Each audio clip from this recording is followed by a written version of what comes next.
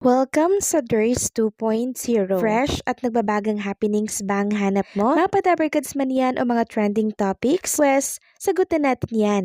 Kaya naman isubscribe nyo na ang ating channel para sa mga nagbabagang balita everyday. Welcome back again sa ating YouTube channel mga katabarkads, and for tonight's video, ang pag-uusapan natin ay tungkol sa mga importanteng kaganapan sa loob at sa labas ng Itbulaga. And syempre, pag-uusapan din natin ang kaganapan po kay Bimbi and kay Raisa May. Unahin nating pag-usapan ang tungkol dito sa kaganapan po kay Bossing Vic Soto kasama po ang kanyang pamilya. So kaya po pala wala si Bossing Vic Soto ng ilang araw na dito po sa programang Itbulaga, bukod sa alam natin siya na naka-vacation pero hindi natin alam kung nasaan pong bansa si Bossing Vic Soto with family.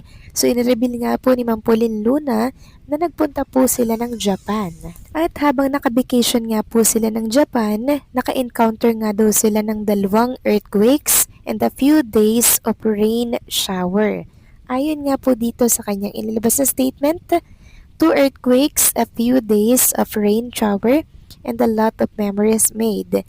Thankful for this restful time with my family before our schedules become busy again. Japan, you will always be a favorite.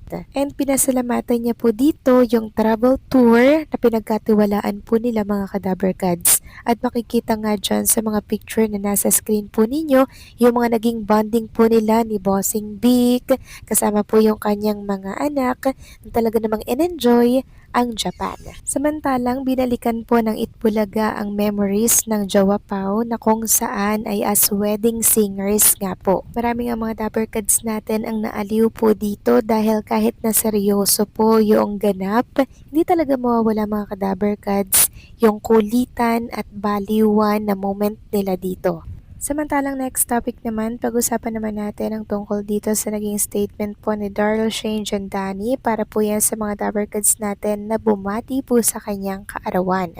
Ayon nga sa kanya, a massive thank you to everyone who greeted me on my birthday, most especially to my Darryl Smilers, my super supportive Repa Pips. I received so many wonderful messages and nakita ko rin po yung comments sa fan page and other birthday greetings posts that I can't reply to each one individually. But please know that I appreciate every single one. Salamat po for making me feel your love and support. It truly means so much to me than you'll ever know.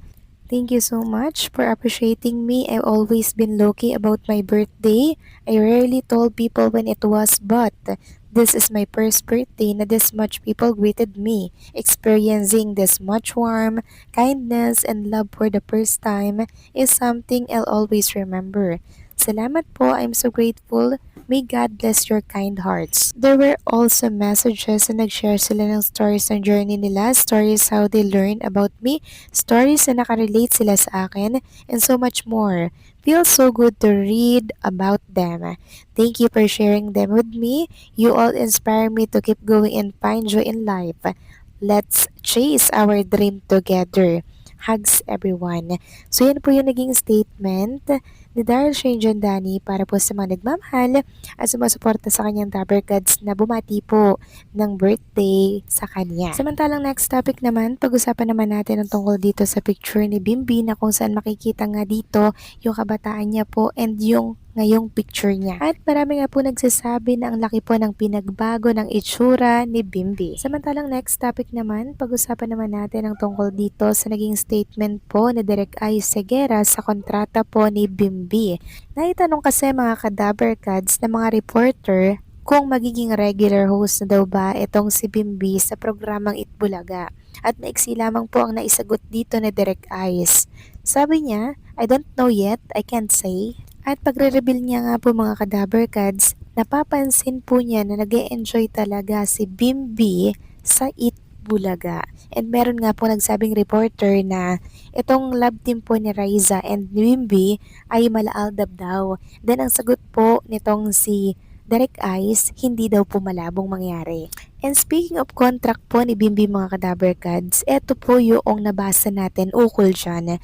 Sabi dito, mainit na pinag-uusapan at may mga ulat na gagawin ng regular co-host si Bimbi Aquino sa Itbulaga dahil sa kanyang magkakasunod na paglabas bilang guest host simula noong Hunyo 18, 2026. Umani siya ng matinding papuri mula sa mga manonood at sa mga Dabber Cats.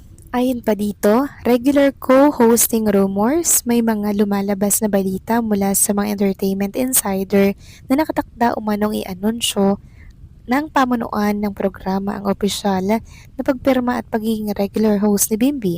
Magandang training ground ang show para sa kanyang formal na pagpasok sa adult show business. Nang tanungin kamakailan ng bagong direktor ng Itbulaga na si Ice Seguera kung magiging regular na ba si Bimbi, hindi ito nagbigay ng direktang kumpirmasyon. Ngunit hindi rin ito itinanggi, ipinapakita nito na bukas ang produksyon sa kanyang permanenteng pananatili. Bagamat wala pang formal na anunsyo ang TBJ at ang pamunuan ng Itbulaga tungkol sa kanyang opisyal na kontrata, malaki ang tsansa na maging regular Dabber Cats na siya dahil sa mataas na ratings at magandang feedback ng publiko. So ito po yung pinakamagandang nabasa kong balita mga Kadaver Cats. Super exciting po ito dahil meron tayong nabasa dito na kung saan ay nakatakda daw pong i-anunsyo ng TBJ Production or ng pamunuan po ng programa ang pagpirma daw po nitong si Bimbi. Dahil sa oras po na mangyari yon mga Kadaver Cats, pagkakaguluhan at pag-uusapan na naman ito sa mundo po ng social media. Yung simple nga lamang po mga Kadaver Cats na pagdantay, 'di ba? Ni Bimbi sa braso po ni Riza May. Grabe, ilang milyon agad yon yung pagpirma pa po kaya sa programang Itbulaga. Siguradong laman na naman ng lahat ng news outlet ang balitang yan. Pero sa ngayon, wala pa pong opisyal at formal na pahayag ukol po dito. Pero syempre, pinagdidiskusyonan na po yan ng magkabilang panig. Dahil nakita po ng programang Itbulaga mga Kadaver Cats, yung ganda po talaga ng pasok nitong si Bimbi sa kanilang programa. Sobrang laki po ng naibigay na ratings. Sobrang tindi ng mga viewers everyday pag andyan po si Bimbi and si Riza May. And syempre, sobrang dami rin pong viewers dito po sa mga reels ng TBJ na page. Milyon-milyon. Biruin yun, isang araw lang yun mga Kadaver Cats ha. Naka-views agad sila ng 100 plus million.